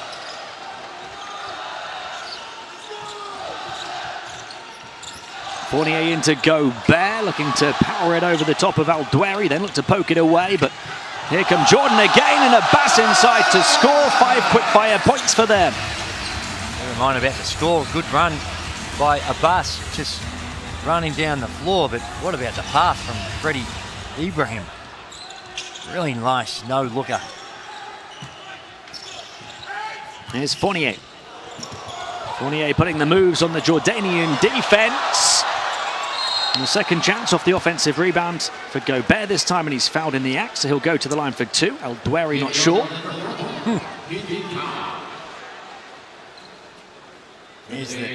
See if he did. Yeah, I think he did.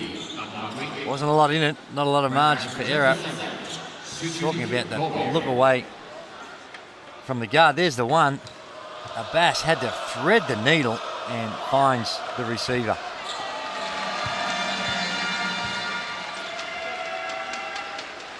France by 23. Gobert looking to move into double digits. Actually, this would be a double-double for him. 10 points and 11 rebounds, 2 block shots in the space of 18 minutes. Fair contribution. He's never going to be one of those players that you see the huge, massive offensive numbers with the points, but it doesn't always indicate his impact on the game. Talk about the defensive presence, but also offensively, the attention he draws down low. Ibrahim looking to take on another 3, not this time. Gobert, another rebound instead. Nilikina. Around the high screen of Gobert, and by to shoot the 3 over the top of Abbas. Gobert, offensive rebound, no. Hussein got there ahead of him.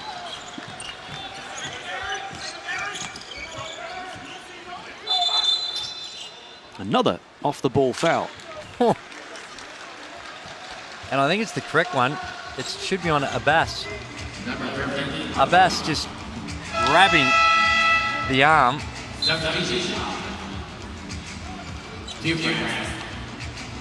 It was the foul on Abbas rather than on By.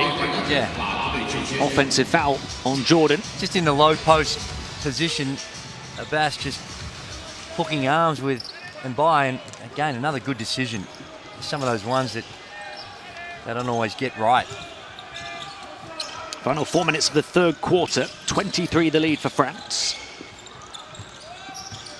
Here's De Colo throwing it up to Gobert. Gobert arching back off the baseline and thundering it home. Good pass.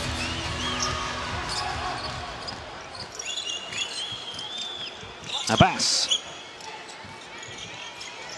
looking to find a way past By, and he did, but the shot was wild.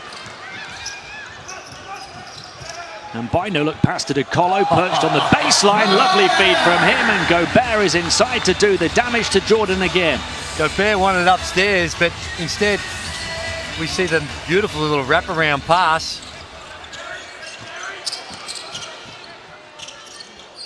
.27 is the lead now. Dar Tucker wide open for 3, and he gets one. Number 2, Dar Tucker. 10 points for him, but they've come at a push. Just 2 of 7 from the field. That was his first 3. 7 field goal attempts is a little low as well. They've done a good job of completely taking him out of the offense. And Matum By with some sweet string music. Wide open, wasn't he? That time the help was coming, and just got to close out. Make him think about the shot. That wide open, he's going to knock him down more times than he misses. Once again, and it's on Abbas. That's just trying to establish position down low. Here we look, see the De Colo pass. Wanted it upstairs, says, no, I'm going to show you some of my skills with a nice little wraparound.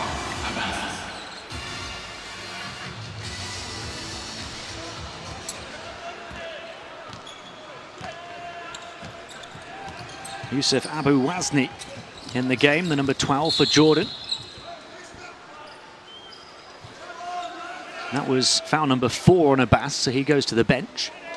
And the first on Alamarche. Alamarche just Little hug, little holding with the hands. You've got to do the work with your feet. Anytime you're reaching out like that, it's very hard for the officials to ignore it. Albeit that it really didn't have a profound impact on the play. Gobert pretty much around his NBA numbers at the moment. Last season averaged 15.6 points, 12.7 boards, 2.3 blocks with the Utah Jazz. Abu-Wazni to Tucker. Tucker taking on another three. He's hit 2 in a row now, and he's not giving up hope just yet. No, he plays with good spirit. One of those guys, when you look, if you come into the gym and you didn't know the score and you saw his body language, he always seems engaged, trying as hard as he possibly can. You've got to love that about Tucker. There's a whistle. Gobert against France, yeah. Camped in there, 3-second violation. Not too often you see that.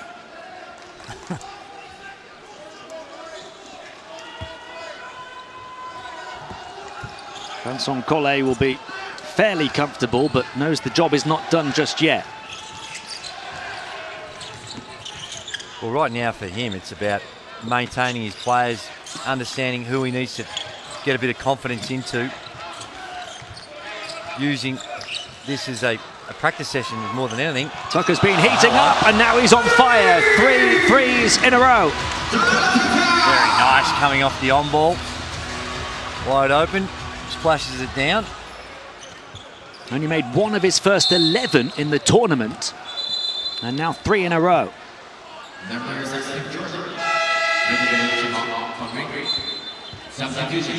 Second foul on Alamarche. He did exactly the same. There we see Tucker coming off the on ball.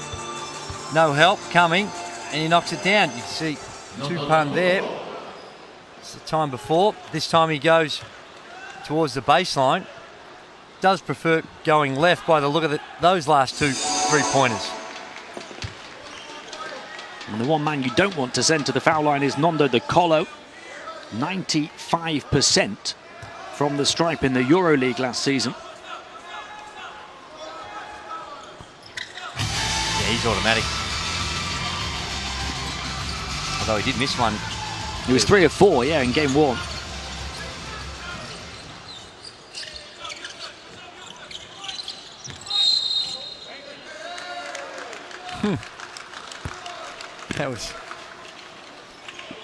That was just an example of Tupan, Axel Tupan, saying, well, I've had enough of this 3-pointer action. I'm going to get up and in, and I'm going to try and stop Tucker from catching it. And as we saw down the other end of the floor, just a little bit too much contact. Tupan goes to the bench, having picked up his 3rd foul. A minute and change remaining in the 3rd quarter. 25 points the deficit for Jordan. Ibrahim, no-look pass down the baseline goes Abu-Wazni. Ball into the hands of De Colo. De Colo, no-look pass to Lesor. He loses his footing in the paint. They're all over him. Still ricochets for Poirier. Far side, De Colo for 3. Great find by Poirier in traffic, and that's what we're talking about before on the defensive end, is being aware of where your guys are. See, he's amongst traffic, but he automatically knew where De Colo was, finds him, wide open 3, nothing but cotton. Vincent Poirier would be the starting centre for the vast majority of teams at this tournament, but he's got Rudy Gobert in front of him at France, of course. Tucker for 3 again, can't keep his run going.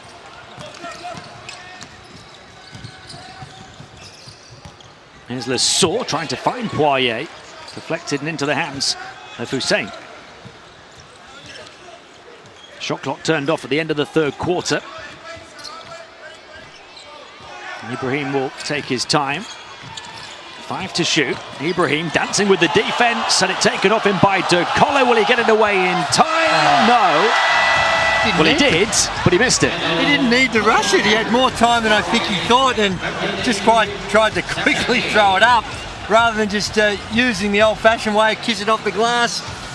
Instead, he misses out on 2 to his name. I don't think France will be too concerned. They lead by 28 at the end of 3.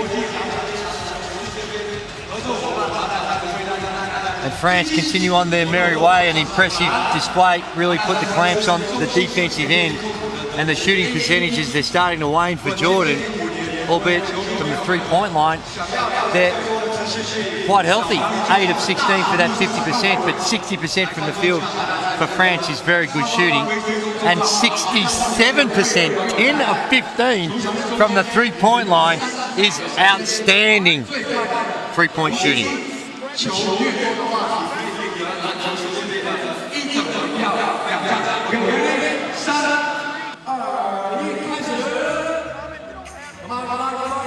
I like the advice.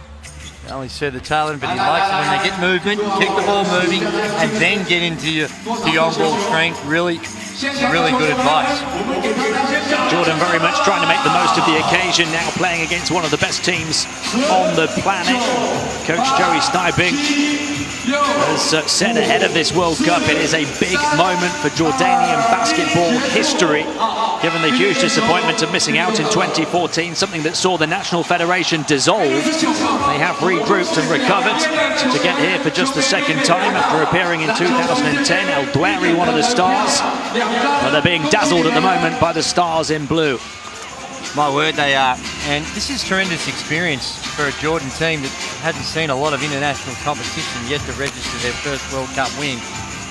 But to have these moments and fans back in Jordan that may be seeing basketball for the first time get introduced, it may inspire some youngsters to go pick up a ball. And as the generations come through, they get better and better. And hopefully that'll be the case for Jordan.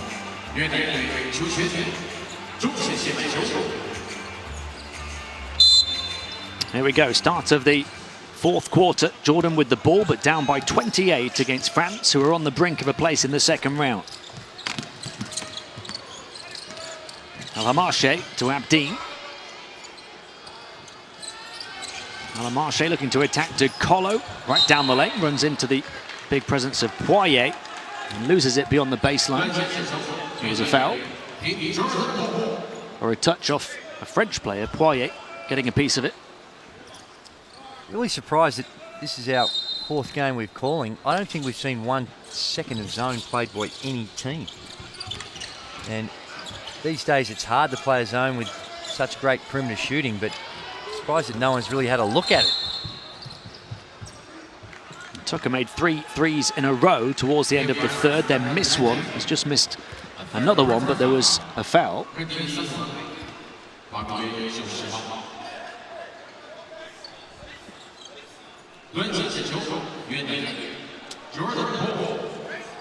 Still Jordan possession. Abdeen to inbound off the baseline to Hamad Hussein and Dar Tucker. Tucker's just going to look to attack at each and every opportunity now over the top of Lesour. Couldn't get his angles right. Still Jordanian ball. And it gets to a point in the game where someone like Dar Tucker, that you're thinking what lies ahead more than what's happening right now. He's 4 of 12 from the field. He's got 16 points, 3 of 7 from the three-point line, but they've got to lace him up again in a couple of days' time, and sometimes you've got to just rest your main guys that have to play those big minutes to think about what lies ahead rather than what's happening right now. Oh, what a tip that was from Hamad Hussein, following up on the miss from Abdeen.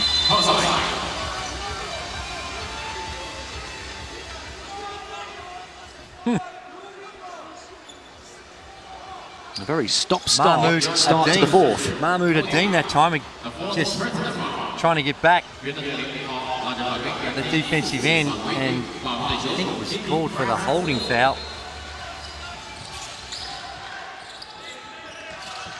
Andrew Albisi. Nonda De Colo, quick turnaround 3 is good for him. He's found his groove after a disappointing game 1. It is, and he's an elite shooter. Makes it look so smooth. Never looks like he's in a hurry out on the floor. That's a sign of a great player. There goes Alamarche, dishes it off inside. Hussein can't score again, but the rebound grabbed by Abu Wazni.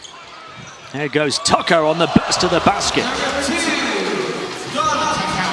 He wanted the explosive. He wanted the N1 as well. He is elite when he gets a head of steam up and he's going downhill, and his ability to finish around the basket. Poirier fouled after the pass from De Colo, who's really feeling it now. De Colo 10 points and 7 assists. It is, but that was the right rotation by Tucker. Screener's man had to help. You have a look at this one. Screener's man's got to help, so someone's got to help the screener. And there you see Tucker in that rotation, just a little late. Down the other end, just a ball. Getting to the basket. Nice play by Tucker. Poirier from the line has been efficiency personified so far at this World Championship.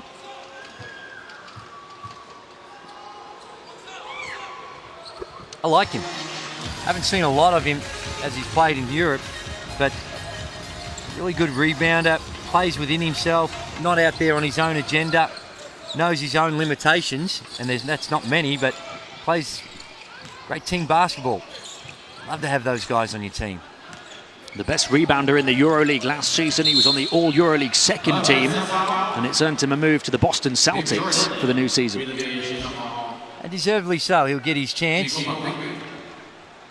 But already done some wonderful things at a very high level in the EuroLeague. And finding bigs that can keep guards in front of him when they come off on-ball screens, if you can do that and play some defense, then you've got a chance to succeed at any level. De Colo behind the back again. Lesor misses. And here comes Tucker. We know how quick he can move. Poirier sticking with him, though. And foul on Lecomte.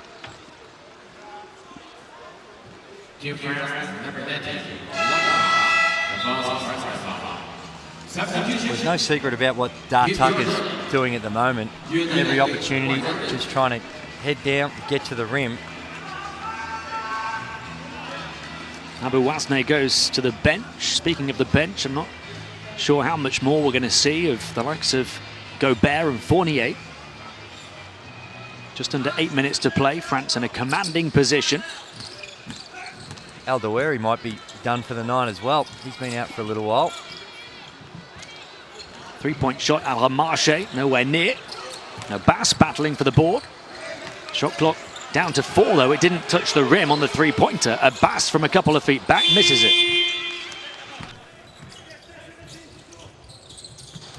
De Colo to the far side. Lecomte trying to get down the baseline, ran into the defense. Abdeen bounce pass to Tucker. It's a low-scoring fourth quarter so far. Abdeen looking to go past Poirier, almost lost his footing and tried to recover halfway down. He did, didn't he? And lost it and committed the foul. Averaged over 14 points and close to 6 assists at the Asia Cup in 2017. Mahmoud Abdeen. And how about that intervention on the defensive end from Hamad Hussein to get in the way of Lecomte. He's fouled out Abdeen now. He fouls out on 8 points in 19 minutes. Lecomte locked and loaded for 3, misses. Al-Hamarche the rebound. Ibrahim to Hussein. Hussein onto Al-Hamarche. Long 2 for him. Abbas is there. Like there's a magnet in his hand and the ball. Gets rewarded with a foul. Another possession for Jordan. Good work on the glass, staying with it, not giving up on the play. Joey Seibing just getting a little warning. He's not happy with some of the officiating. Ibrahim will inbound. Look at the offensive rebounding count. 13 for Jordan, just 5 for France. Here's Abbas, who's got a number of those. Trying to use his footwork to get around the frame of Poirier and Lesor.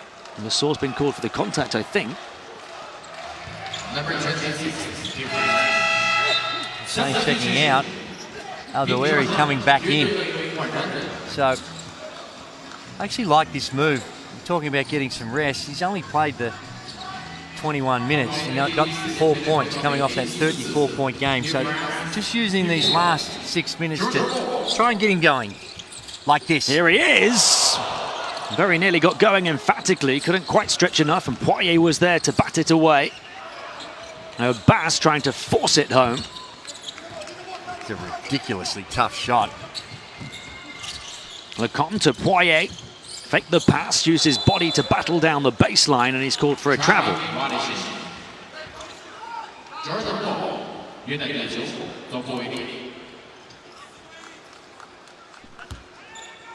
Dwary and Vincent Poirier will have met in the EuroLeague, of course, on a few occasions over the last few years. Ibrahim. Now Bass to Tucker. Can he start to heat up again, Dar Tucker? Never stops moving, full of energy, but called for a travel. Oh. Must have been at the end of the dribble.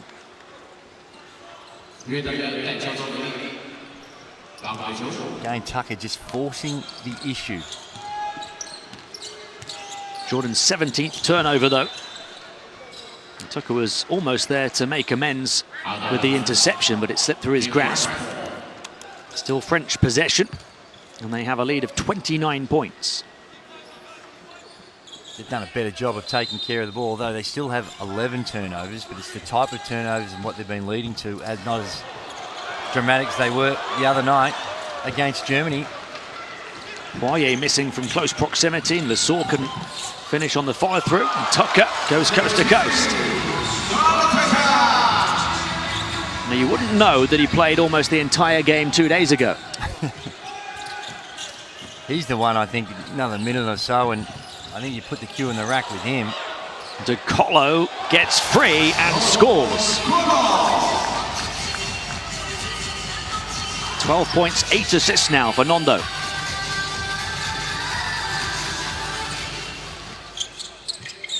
Midway point of the fourth quarter. Now Bass intercepted. Poirier's free down the floor. It'll go to Nondo De Colo. Poirier was off the mark for him.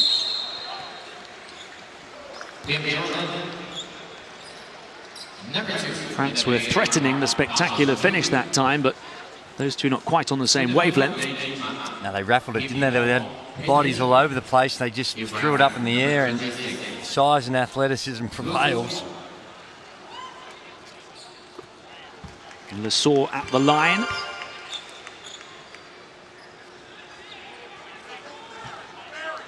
And plenty of rest given by Vincent Collet to the likes of Rudy Gobert and Evan Fournier now. It's a big game for them, of course, against Dominican Republic in 2 days' time, because they will carry that result through to the second round. It is, and that's their focus. Right now, the winner of that one wins the pool. Lecomte, another fast break for France, thrown up. Poirier unloading some French firepower, and it is full force forward France at World Cup 2019. A corner three to answer back from Freddie Ibrahim.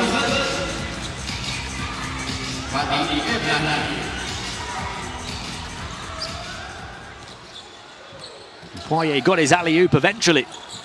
Nondo De Colo, the long two.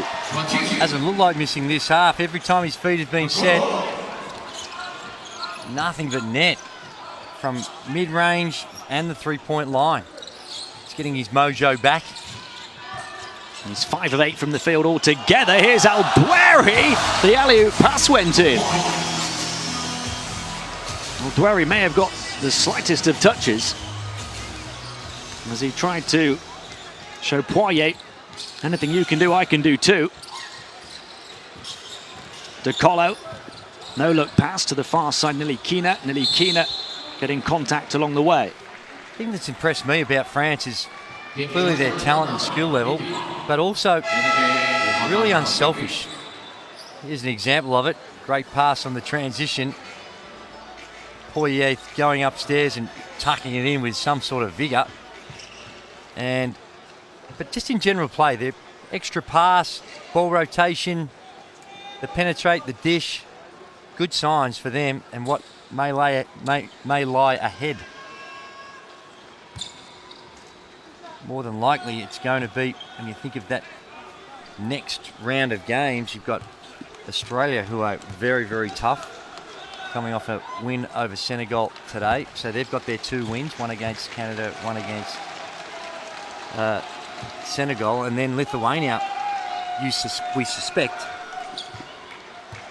In fact, we don't suspect, we know, because Lithuania beat Canada today 92-69. So an emphatic win by Lithuania over Canada. Canada are done. Lithuania are through, along with Australia. Dominican Republic will join them in that second round group, and France are within touching distance now. And carrying those wins over is going to be a big part of it as well. So the winner of that Lithuania-Australia game, that'll become vital in regards to setting yourself up for what happens in the next group stage. And likewise, the winner of France-Dominican Republic here in 2 days' time. It's essentially, although it's the last game of the first group, it's essentially the first game of the second group. Correct. That is correct. And those other games, don't forget, this is also about rankings and Olympic qualification. All those things come into the equation. So that's why they've got the classification rounds. They're playing for positions, because it's not just about winning the World Cup. It's also about qualifying for next year's Olympics. Indeed, the top 7 teams in the tournament go directly to the Olympics. The next 16 will go to the FIBA Olympic qualifying tournaments. So the teams that don't make it through this first round will still have a chance to finish in the top 16, or the next 16. Poirier to De Colo. De Colo, you're right, just can't miss. I saw France practice the day before their first game, and he was the most impressive of the 4 teams we have in our pool. He did not miss. He was in this mode in practice and just did not miss. And again, he's found that rhythm. 17 now for De Colo. Ibrahim hit a 3 not too long ago, misses that one. 2.5 minutes to play. France are up by 34. The century mark very much in sight. Guerri and Abbas going to the bench for Jordan. Clearly just thinking about getting a little bit more rest for what lies ahead for them. De Colo to try and run the offense again onto Lesor. Hands it off to Tupan. Tupan, left-hand dribble drive, right in contact and going to the line.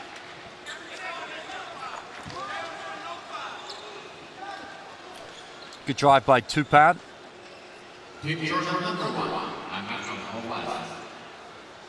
Earns a trip to the free throw line. Tupan averaged close to 5 points in 13.5 minutes in the EuroLeague with Olympiacos last season. He's moved to Unicaja Malaga for the new campaign.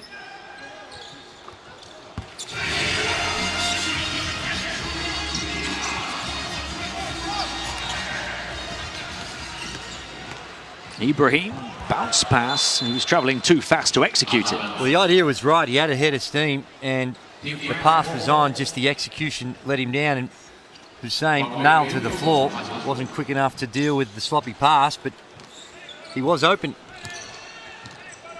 20 turnovers for Jordan now. Lecomte. Down the baseline goes Lesor.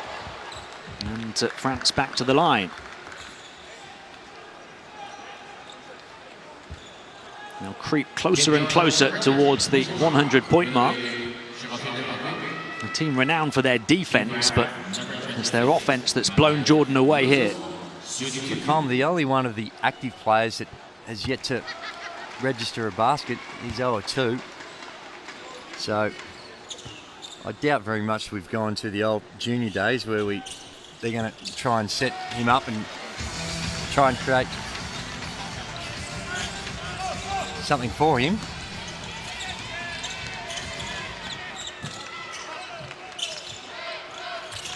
Aldasuki on to Ibrahim.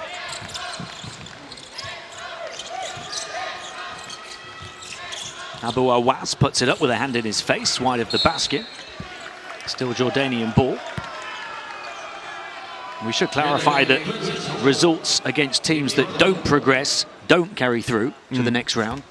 So the margin of victory is rather irrelevant here in that regard. Here's De Colo. He's got Poirier for company. He goes alone and scores again. 19 points for Nondo. Hussein did the right thing there. He could have come out and tried to close out De Colo, but he said, I don't want to be posterised. I don't want to be on your screensaver, because Poirier was coming down the right-hand wing, ready for the alley-oop. Al-Dasuki. France hit the 100 with Nondo at the heart of it. Leading the way with 19 points. Ibrahim looking to dance with Poirier to the far side. Al-Dasuki. Offensive rebound for Abu Awas. Final minute of the ball game. Hussein. Oh, that's hard. Just a little out of control, the big fella. No, that wasn't even close, big man. Just cop that on the chin. Come back and play some defense. There's Batum, well rested. Sure, he'll see some action unless, of course, there is an injury that we are unaware of, but he's the only player for France who's not taken to the court. Only had 2 points in game one, 1 of 4 from the field. The man who led them in scoring at the last 2 World Cups. There's Lesor! Hello.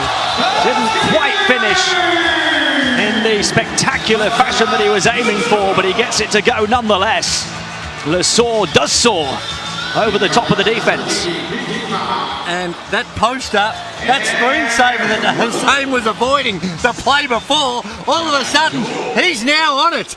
Look at that. A little bit of a lucky break, and good effort by Hussein to try and contest that. But just great athleticism, isn't it? From the 23-year-old who completes the three-point play. And France lead by more than 40 now. Final seconds.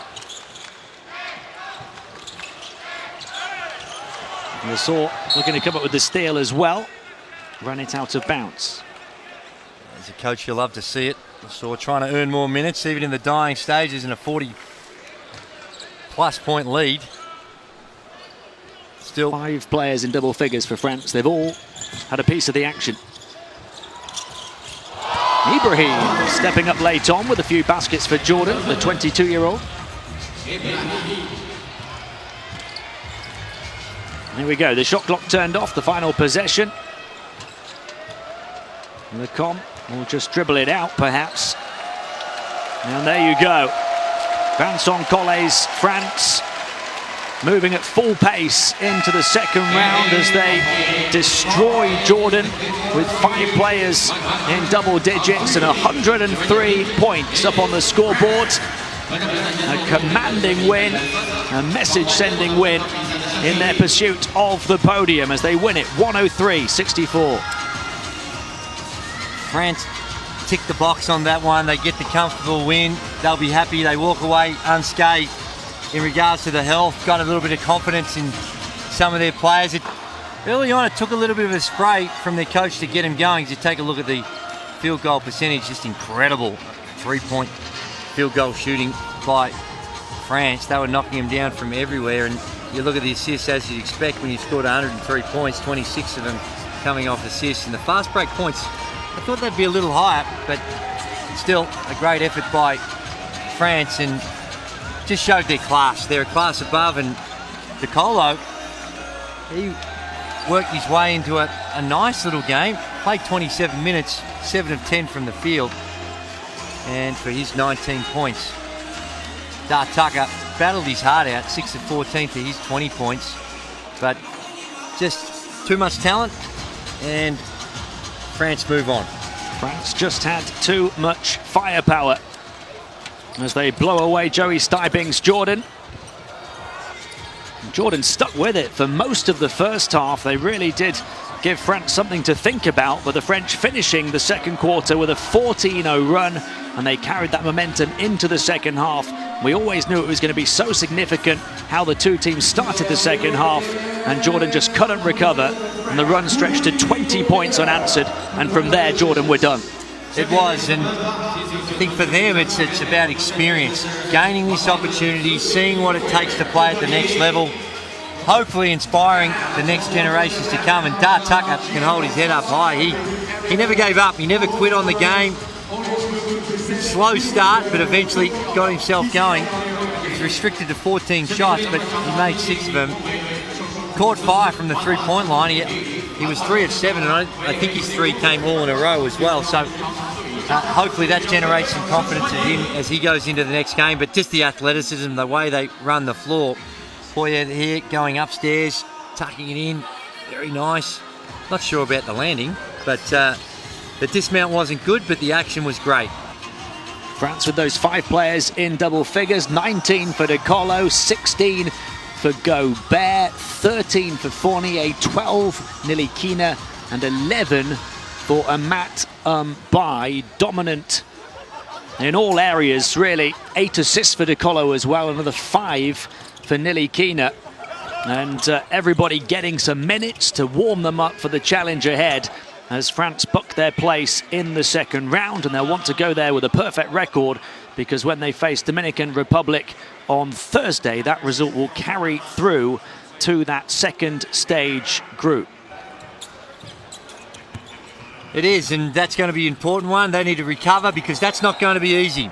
Dominican Republic playing with a lot of emotion, great confidence after a historic win for them, beating Germany, and still a lot at stake for both these teams.